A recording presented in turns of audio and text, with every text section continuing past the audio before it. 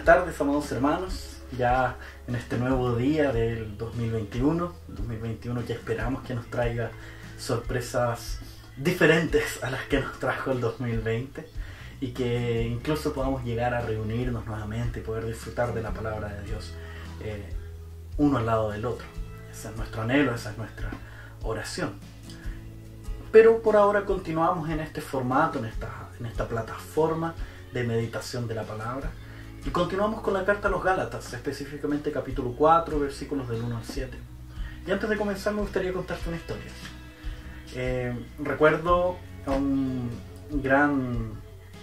querido pastor, que siempre contaba una pequeña historia antes de comenzar sus mensajes. Y cuando realizaba una meditación en Gálatas, si mal no recuerdo, él utilizó la siguiente historia, la siguiente ilustración. Eras una vez un niño, un pequeño, que al lado de su padre comienza a construir un barco, un pequeño barco de madera. Y luchaba día tras día para poder utilizar las herramientas con sus pequeñas manos, utilizar el serrucho enorme con sus pequeñas manos, con su fuerza limitada. Y hasta que, siendo ayudado obviamente por su padre, logra construir un barco medio deficiente, medio difícil, fácil de hundir, difícil de manejar, pero en el fondo logra construir un barco al cual le tiene mucho cariño, lo utiliza, lo lleva para un lado, lo utiliza en la tina, lo utiliza en la piscina, lo lleva para todos lados, hasta duerme con él, dado que es un objeto que él mismo creó, es algo que él mismo creó. Luego de un tiempo, en estas idas y venidas, en estos viajes que a veces uno hace y los niños pierden cosas, y a veces hasta uno mismo pierde cosas, este niño pierde su barco. Desconsolado, vuelve a su casa, busca por todos lados, no logra encontrarlo. Hasta que un día, cuando llega el momento adecuado, lo ve en la feria. El barco que él mismo había construido, que él mismo había hecho, lo ve en la feria siendo vendido. Lo ve un poco sucio, a maltraer, bastante sucio en verdad. Tirado en una esquina, lleno de piezas de otras cosas alrededor, lleno de suciedad por todos lados. Y es ahí donde corre donde su padre, le pide un poco de dinero para poder comprar el barco, corre nuevamente a la feria antes de que alguien lo compre, y compra su barco y llega a su casa amándolo todavía más, disfrutando aún más, apegándose aún más a ese barco que él había construido. Y ahí el papá, un poco confundido de tanto cariño derrochado, tanto amor prodigado por ese objeto, le pregunta a su hijo, ¿por qué tanto amor? Porque ahora lo ama más. Y el pequeño responde, porque ahora este barco es mío 2 veces. Porque yo lo hice, es mío, y porque yo lo compré, es mío. Y este mensaje del día de hoy tiene mucho que ver con eso, con el amor que Dios nos da, el amor que Dios prodiga, derrama sobre cada uno de nosotros, y cómo tiene que ver un poco porque fuimos comprados por Él, fuimos comprados por precio de sangre. Y eso es lo que vamos a ver. Vamos a hacer la lectura, luego una oración para que Dios nos dirija, y después vamos a la meditación propiamente tal. Dice así: pero también digo, entre tanto que el heredero es niño, en nada difiere del esclavo, aunque es señor de todo, sino que está bajo tutores, curadores, hasta el tiempo señalado por el Padre. Así también nosotros, cuando éramos niños, estábamos en esclavitud bajo los rudimientos del mundo. Pero cuando vino el cumplimiento del tiempo, Dios envió a su Hijo, nacido de mujer y nació bajo la ley, para que redimiese a los que estaban bajo la ley, a fin de que recibiésemos la adopción de hijos.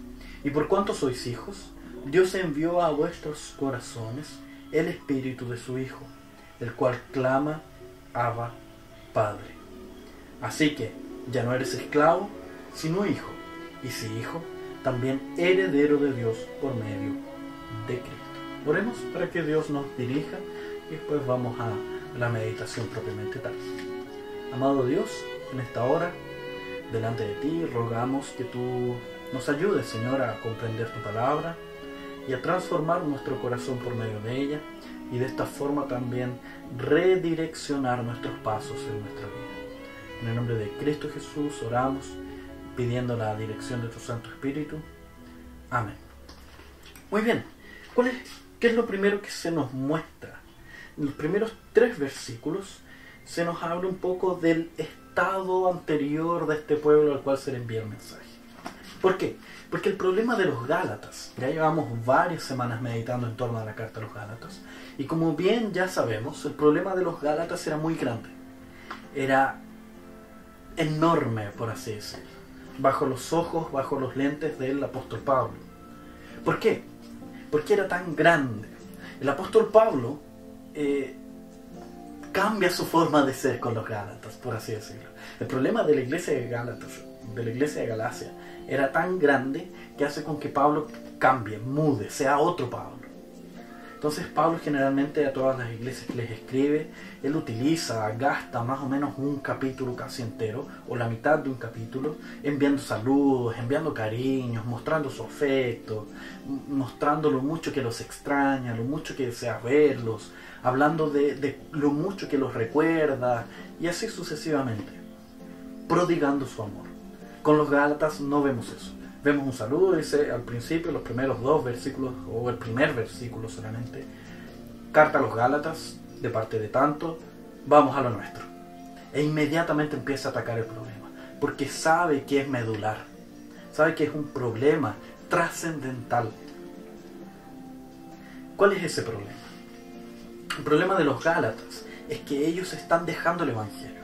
El Evangelio que les había sido predicado, ellos lo están dejando. Y están volviendo a las obras tribales, o sea, a las obras que distinguían al pueblo judío de los otros pueblos. Por ejemplo, los alimentos, las fiestas y ese tipo de obras. Y ellos están haciendo, no solo están volviendo a esas obras que son nacionales, por así decirlo, sino que también entienden que por medio de esas obras ellos añadirán a su salvación. Es decir, que esta salvación predicada en el Evangelio, para ellos, en el fondo de su corazón, no es suficiente. No es suficiente. Y por eso ellos necesitan volver a esas obras. Eso es lo que estaba en el corazón de cada uno de ellos, al momento de volver a estas obras tribales. Entonces, ese es el problema, porque al hacer eso, ellos entienden que la suficiencia de Cristo para la salvación no es tal. Es decir, que la muerte de Cristo es insuficiente, que no es poderosa, que no es trascendental, que en el fondo no es salvación. Y ese es el problema de Galacia. Ese es el problema de los Gálatas. Ese es el problema que necesita ser atacado inmediatamente. Y eso es lo que se manifiesta en los primeros 3 versículos, mostrando que esas obras a las cuales ellos están volviendo se hace similar a una esclavitud. Mostremos eso. Veamos esto. Pero también digo, entre tanto, que el heredero es niño, en nada difiere del esclavo, aunque es señor de todo, sino que está bajo tutores y curadores hasta el tiempo señalado por el Padre.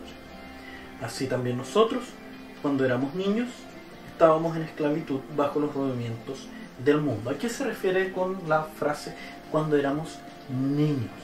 Se refiere a antes de la venida de Cristo, antes de que Cristo se encarnara, lo que celebramos hace un par de semanas, la Navidad, antes de que Cristo se encarnara, se hiciera hombre, viviera entre nosotros, muriera, resucitara y ascendiera. Antes de esa obra, cuando tenemos al pueblo judío del Antiguo Testamento, es ahí donde Pablo dice, eso es nuestra niñez como pueblo.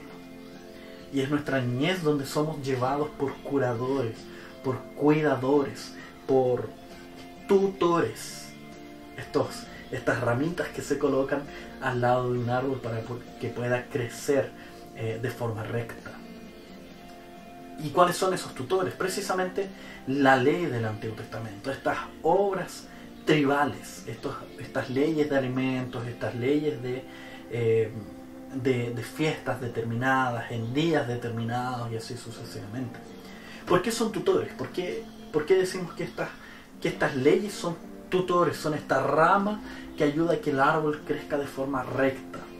Porque ese es precisamente el propósito de la ley, hacer con que el pueblo de Dios crezca de forma recta, de forma santa, en relación a los otros pueblos.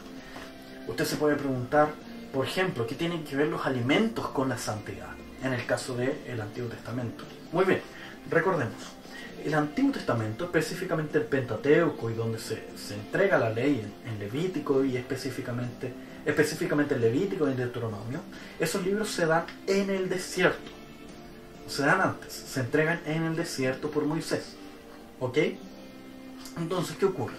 Con esas leyes, Dios le está diciendo al pueblo que no se comporten como ellos vieron a ese pueblo que vivía en Egipto, que no se conformen a la imagen del pueblo de Egipto. Eso en Levítico. Y en Deuteronomio, cuando ya estaban casi entrando a la tierra prometida, Dios les está diciendo con esas leyes, con la repetición de esas leyes, no se conformen a la imagen de los pueblos que encontrarán en la tierra prometida, en Canaán. ¿Ok? Entonces usted puede preguntar, bueno, ¿qué tienen que ver los alimentos? ¿Qué tiene que ver? ¿Por qué pueden comer de un pez que no tiene escamas? ¿O qué tiene escamas? Y no pueden comer de un pez que no tiene escamas. ¿Por qué? ¿Cuál es la diferencia? Quizás han escuchado las respuestas del tema de la pezuña hendida y todo lo demás que tienen que ver con leyes sanitarias, de que ciertos alimentos obviamente están en el desierto, no se pueden conservar y todo lo demás. Puede ser una respuesta. Pero ahí viene el problema. ¿Por qué un pez sí y otro no? Si ambos tienen la misma capacidad de conservación y todo lo demás. Entonces parece que no va por ahí la respuesta. El tema de los alimentos, de las leyes de alimentos, tiene que ver precisamente con esta idea de no conformarse con un pueblo ni tampoco conformarse con otro pueblo. La mesa es comunidad. La mesa es comunidad. Te recordará que siempre que hay una reunión de evangélicos, siempre que hay una reunión de cristianos, siempre que nosotros tenemos una reunión, hay una mesa. Y hay comida de por medio, ya sean galletitas, ya sean tobletones, ya sea un tremendo asado. Siempre hay comida de por medio, porque comer es hacer comunidad. Por algo está la cena del Señor, que es una comida que representa, que muestra, evidencia nuestra comunidad espiritual, nuestra realidad espiritual de comunidad, que juntos participamos del cuerpo y de la sangre de Cristo. Entonces, comida es comunidad. Y al momento de Dios limitar ciertos alimentos, Él está limitando las capacidades de hacer comunidad con otros pueblos que sí consumen esos alimentos y específicamente lo hacen de forma ritualística, para adorar a sus propios dioses. Entonces, al limitar la dieta del pueblo, Él está limitando su capacidad de relacionarse con otros pueblos. ¿Ok? Entonces, eso es lo que ocurre. Y por eso tiene que ver con la santidad, la santificación del pueblo.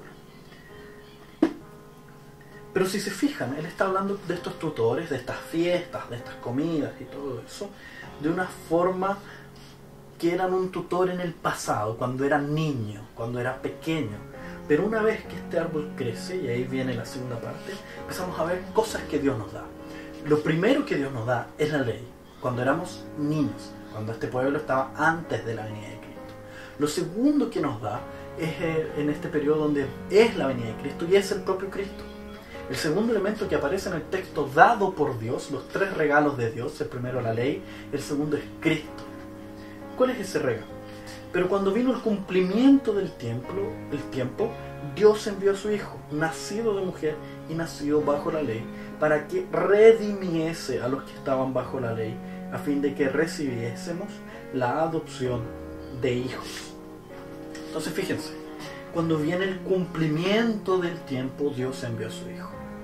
Ese cumplimiento del tiempo no es que Dios haya estado mirando desde su trono cómo se movía el mundo, cómo avanzaba, las cosas que ocurrían, y esperando el momento indicado, esperando a ver qué está pasando, ahora, y ¡pum!, manda a su Hijo. No es esa la idea. No es esa la idea. El cumplimiento del tiempo hace alusión a cómo Dios mismo actúa, prepara y mueve los acontecimientos para hacer con que sea el momento indicado, el momento adecuado para enviar a su Hijo. Es decir, Dios desde Adán y Eva empieza a preparar todas las cosas. Y es ahí donde nosotros tenemos el cumplimiento del tiempo, que es el periodo en el cual Cristo es enviado, en el periodo en el cual Cristo nace de María, en el periodo en el cual Cristo crece en santidad, en estatura y en gozo, en este periodo en el cual Cristo se sacrifica, en este periodo en el cual Cristo muere, este periodo en el cual Cristo resucita, asciende a los cielos y está sentado a la diestra de Dios Padre. Entonces, en este periodo donde Cristo estuvo con nosotros en la humanidad, por así decirlo, caminando entre nosotros, caminando entre los discípulos, junto a los discípulos, se le llama el cumplimiento del tiempo, por distintas razones que no cabe evaluar en este momento. Y ahí vemos como Dios envía a su Hijo, nacido de mujer, nacido bajo la ley, mostrando cómo Él también estaba bajo estas fiestas rituales, estaba bajo estos elementos, pero con un propósito. Estaba bajo estos elementos porque tenía el propósito de redimir a su pueblo. Y ahí con eso quizás podemos pensar, entonces Él quería simplemente salvar a ese pueblo judío y nada más. No es esa la idea. La idea de redención es la idea de comprar a un esclavo de un esclavizador. Y es precisamente esa la idea. Es como Dios saca este árbol, o saca el tutor del árbol, por así decirlo. Saca el árbol y lo planta en otro lugar. Lo coloca en otro lugar porque ya no necesita de ese tutor. Ya creció de forma recta. Y es precisamente esa es un poco la idea, mostrando cómo estos tutores que estaban antes, esta ley que había sido regalada por Dios para poder crecer de forma recta, crecer de forma santa, ya no era necesario porque estos mismos tutores apuntaban a un regalo superior, a un regalo mayor, a un regalo posterior, que es la obra de Cristo. Apuntaban a Cristo y por lo tanto ya no son necesarios. Entonces es ahí donde el texto dice, a los que estaban bajo la ley, a fin de que recibiésemos la adopción de hijos. Y es ahí donde tenemos que este pueblo que estaba creciendo con tutores ya no los necesita porque ya fue adoptado plenamente, ya creció, ya logró ver aquel objeto, aquel ser señalizado por los ritos pasados, que es Cristo. Entonces ya la obra de Cristo es plena y perfecta. Y por lo tanto la salvación de estos hombres es plena y perfecta. Y está centrada en Cristo y no en los tutores que son la sombra de este Cristo. ¿Okay? Y es ahí donde viene el tercer regalo. Entonces primero se nos regala la ley, después se nos regala la obra de Cristo y en tercer lugar, versículos 6 y 7, se nos regala al Espíritu Santo. Dice, y por cuanto sois hijos, Dios envió a vuestros corazones el Espíritu de su Hijo, el cual clama, Abba, Padre. Así que ya no eres esclavo, sino hijo, y si hijo también heredero de Dios por medio de Cristo. Entonces fíjense cómo en este tercer regalo se nos muestra la obra del Espíritu Santo. Hay una palabra que es bien interesante que tiene que ver con las fiestas, que es el tabernáculo. Tabernáculo, estaban las fiestas de los tabernáculos donde se levantaban carpas, se disfrutaba, se celebraba a Dios, una fiesta dedicada a Dios y a esta relación que se establece con Dios, puesto que en el tiempo del desierto, en la caminata del desierto después de las conquistas de Canaán, estaba el tabernáculo, que era el lugar, las carpas que se levantaban para mostrar la presencia de Dios habitando con su pueblo. El tema es que cuando se levantaban las carpas, cuando se sacaban las carpas, cuando se levantaban las tiendas y ya no había este tabernáculo puesto, ya no estaban estas tiendas colocadas, entonces ya la presencia de Dios no podía ser vista, no era simbolizada como estando dentro de su pueblo. Y por eso posteriormente se celebra la fiesta de los tabernáculos, un poco recordando ese momento en el cual Dios habitaba con su pueblo. Pero es interesante observar esa fiesta, cómo es incompleta en relación a la habitación del Espíritu Santo. Porque en las fiestas de los tabernáculos existía la posibilidad de levantar las tiendas, de deshacerlas, donde la habitación de Dios ya no estaba. Y por lo tanto Dios ya no estaba con su pueblo. Esa era la imagen que quedaba en la retina del pueblo. Se levantó tienda, entonces ya Dios no está actuando. Se colocó el tabernáculo, ahora sí Dios está actuando. Eso ocurría en la cabeza, a pesar de que Dios, nosotros sabemos que actúa en todo tiempo. Pero eso estaba en la retina de ellos, en el corazón de ellos. Y es ahí donde nosotros vemos cómo era intermitente esa presencia de Dios, o esa sensación de presencia de Dios. Pero hoy en día Dios no solo tabernacula, por así decirlo, en nosotros, ya no está tabernaculando. El sentido no es que haga tiendas y las levante, sino que por medio de la habitación del Espíritu Santo es que Él está para todo siempre. Es aquella tienda que se posiciona y se solidifica en aquel lugar. Y cómo eso nos trae seguridad. Recuerdo una vez un paseo que nosotros tuvimos con la familia y tuvimos que acampar en un lugar. Y fue horrible, la verdad. Sinceramente fue bastante horrible. Porque corría un viento que yo nunca había visto. De esos vientos que tú escuchas una brisa que logra despertarte, pero después te das cuenta que esa brisa está sonando kilómetros más allá y que viene hacia ti, y en verdad es algo estrondoso que te revuelve el estómago de tan fuerte que es. Y llegaba a levantar la carpa incluso en muchas oportunidades, y fue bastante horrible la situación. Pero al día siguiente pudimos dormir en una casa construida de ladrillo, y a pesar que soplara el mismo viento, ya la tranquilidad era diferente, la seguridad era diferente, la paz era diferente. Y eso quiere mostrar este último versículo, en esta idea de Pablo diciendo: mira, en este tiempo de los tabernáculos, de las fiestas que ustedes incluso están volviendo a ellas, son un periodo de profunda incertidumbre, son obras de profunda incertidumbre, puesto que no son ellas el fondo, no son ellas el fin. El fondo y el fin, el propósito, es la obra de Cristo, que es esta roca eterna que es inamovible. Y es ahí donde está nuestra esperanza y nuestra seguridad.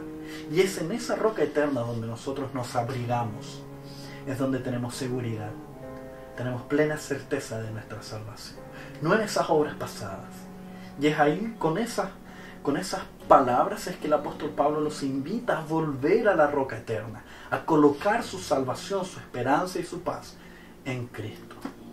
Y esa es la invitación para nosotros también. En este periodo de incertidumbre, de nuevas cepas que crecen, del virus, de huracanes que nos atormentan, es confiar en Cristo, depositar nuestra esperanza, nuestra paz, nuestra seguridad, nuestra salvación en la roca eterna que es Cristo. Oremos para concluir. Amado Dios, en esta hora vamos delante de ti, agradecidos, Señor, por tu amor, por la esperanza, agradecidos por tus regalos, de tu ley, de Cristo, del Espíritu Santo que habita en cada uno de nosotros. Y te rogamos, oh Padre, que tú nos ayudes a confiar cada día más en ti y a depositar nuestra esperanza en ti. En el nombre de Cristo Jesús oramos. Amén. Dios los bendiga, queridos hermanos.